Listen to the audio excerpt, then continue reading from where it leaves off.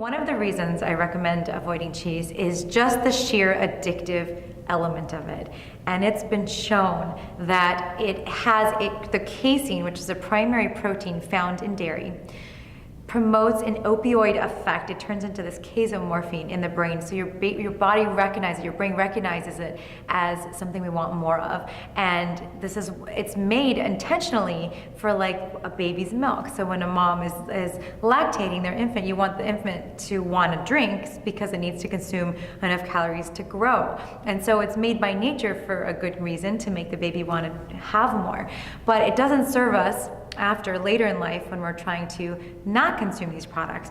And there's all these other various reasons to avoid dairy, the IGF-1 and the saturated fat and the cholesterol and all these different components that you find in cheese. But the fact that it's so addictive makes it so difficult for so many people. In fact, it's the #1 source of saturated fat in the American diet.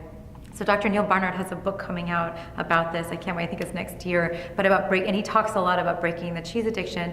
And it really does, it's amazing. And I told the story in my talk, but I'll share it here too. I was totally a cheese addict. I was raised on cheese and I would eat it. I loved it. It's so you're used to it, and it's put in everything, especially nowadays. And I remember when I was finally trying to make this transition to a plant-based diet, and so I bought soy cheese. And I was all proud of myself, and I was eating my soy cheese, and every day I was like, gosh, I want just a little bit more. And I would make my knife cut a little bit bigger, one more slice, and I couldn't get enough of this soy cheese. And I was like, gosh, this is so good. I'm so excited. I found a healthier version of this.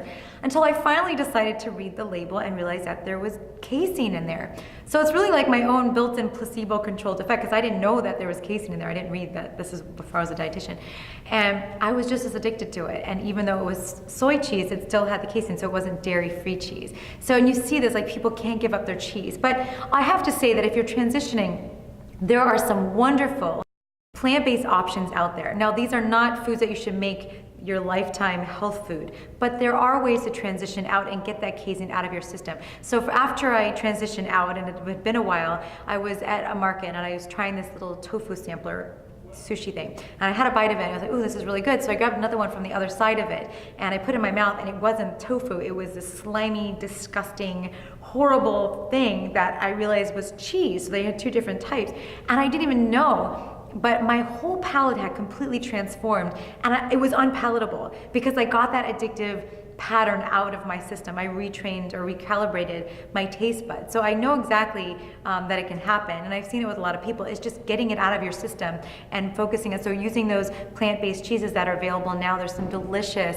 plant-based versions made out of nuts and stuff like that are now becoming increasingly accessible, and they're great. I bring those to parties, I bring them to holiday parties, because people can't believe, oh, that's vegan, that's not animal products. And I think it's a wonderful transition food, and it's a wonderful treat food. So that's a good way to transition as well. But just to get that out of your palate and out of your brain, and so you stop that addictive cycle, it will be beneficial in the long run, and you won't miss it. You really won't. The idea that you have to be perfect is, first of all, really difficult. 2, I don't think it's possible. And 3, I don't think that's gonna help you meet your goals. I don't think anyone is perfect. I don't think anyone eats the perfect diet. I don't think it's even possible. I don't think there's a such thing as perfect.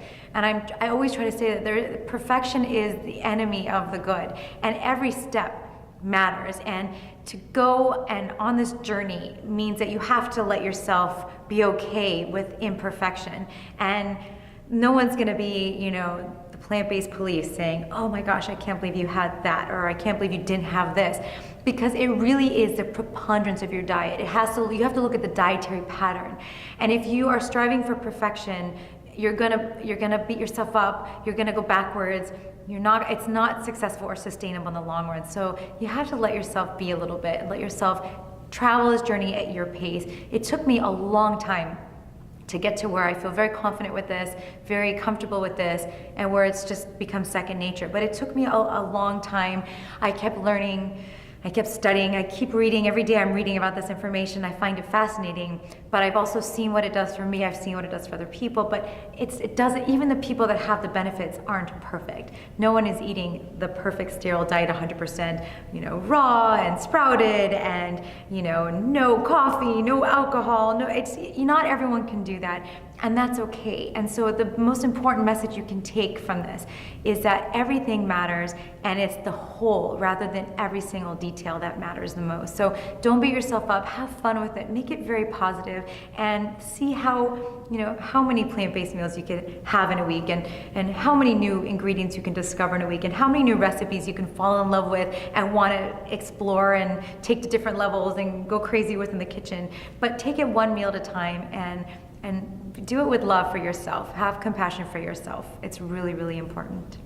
Besides writing books, my day job is as a dietitian. I see clients. I work with people all over the world through Skype, FaceTime, phone, Google Hangout, however, even via email. And I work with different populations. I work with people that are trying to change over to a plant-based diet. I work with people that want to lose weight. I work with people that have serious chronic diseases. I work with people that just got a new diagnosis and they want to nip it in the bud. I work with all sorts of different people. I work with people that read the information like I did, and find out about the ecological and the animal cruelty reasons that people follow a plant-based diet, but they want to do it healthfully. And so they come to me, how do I make sure I'm getting all of my nutrition? So that's my day job, and I love that. I love working one-on-one with people. I love talking to audiences. I love talking. I do videos. I do TV. I have a TV series called What Would Julieanna Do? I'm not sure if it's still airing. At last I heard it was still airing on Z Living. A lot of it was online as well. And, my goal is just to get as many people to understand how easy this is and make it really accessible for people, because when I was trying to do this as a teenager and there was no internet or social media, dating myself again, but I didn't know what to do, and I knew I didn't want to take part in animal agriculture, but I didn't know what that meant. So I feel like I call myself a nutrition myth debunker, and I love getting to the bottom of all of this. But I write a lot because I just like to hit every avenue of communication as possible. I have a column in Veg News Magazine, my nutrition column.